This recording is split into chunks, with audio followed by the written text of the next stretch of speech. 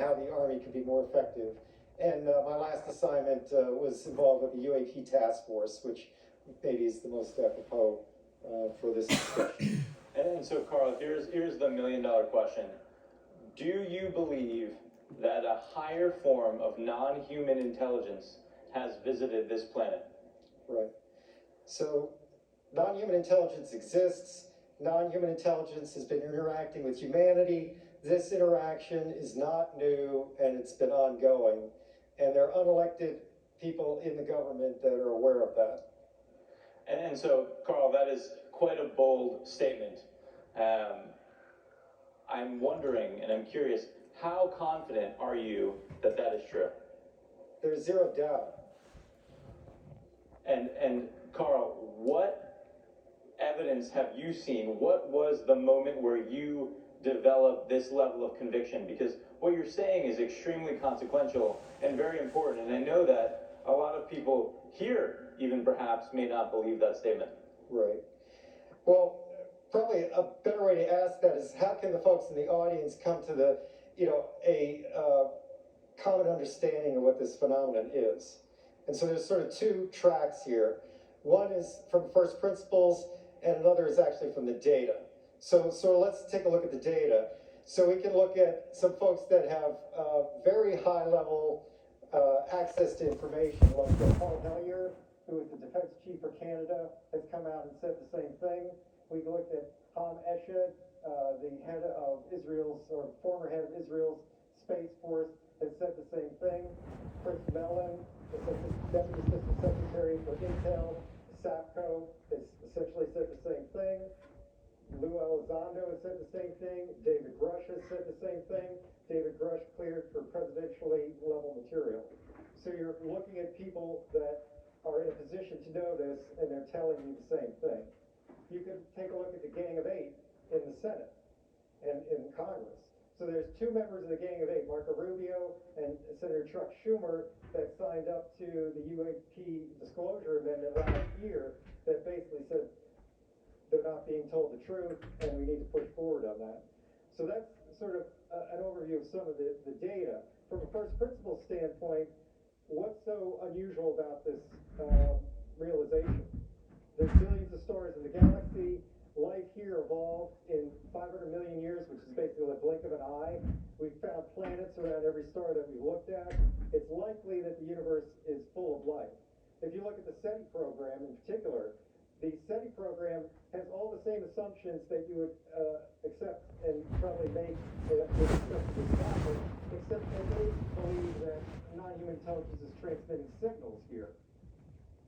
But at the same time, we have learned about transmitting signals. SETI doesn't transmit signals, and the only signals that are actually broadcast of high enough power into space for somebody to pick up come from broadcast television and ballistic missile early warning systems, which you could argue our technology is moving away from. We're going to satellite, we're going to fiber. Broadcast TV is a thing of the past. And if you get to some state where society is stable, maybe we don't need ballistic missile early warning systems. So the other guy is probably not going to transmit. But what the other guy may do is come here, if that's possible to do. There's physics models that suggest that may be possible. And Carl, I mean, what you're saying is extremely consequential, and you've referenced other people that have said the same thing that also have similar credibility.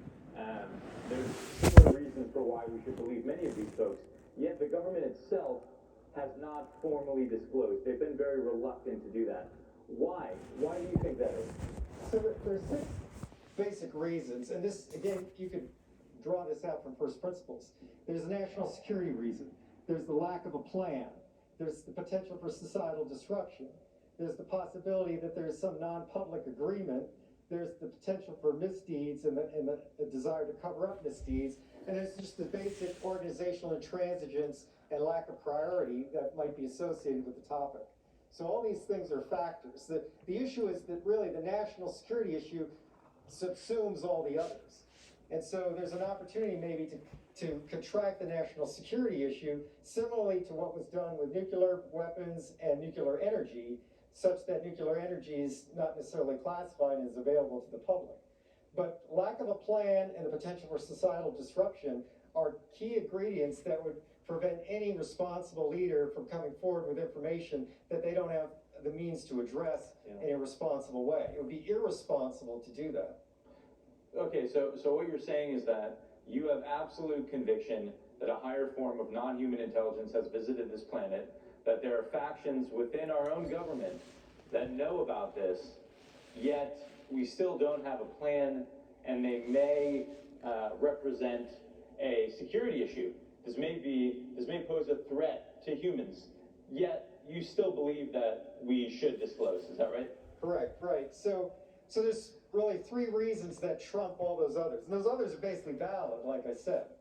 So the first issue is the moral right. The government exists for and by the people. And so the nature of reality is fundamentally not government information.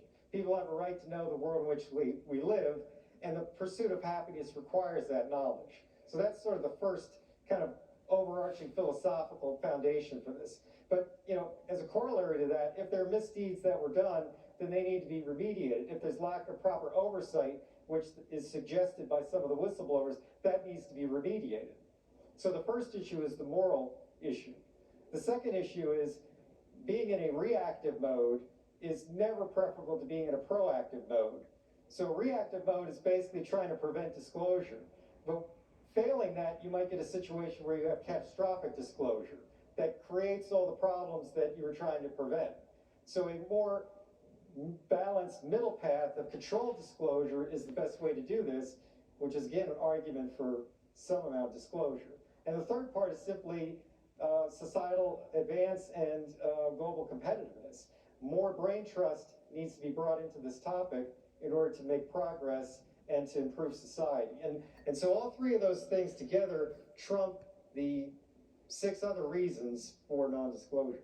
And what do you think happens if we don't disclose? I know you mentioned this idea of catastrophic disclosure. Maybe disclosure may be forced upon us. How do you think about that?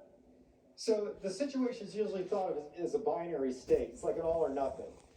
And people have sort of argued this, but anybody paying attention realizes the government has already indicated that unidentified anomalous phenomena are real.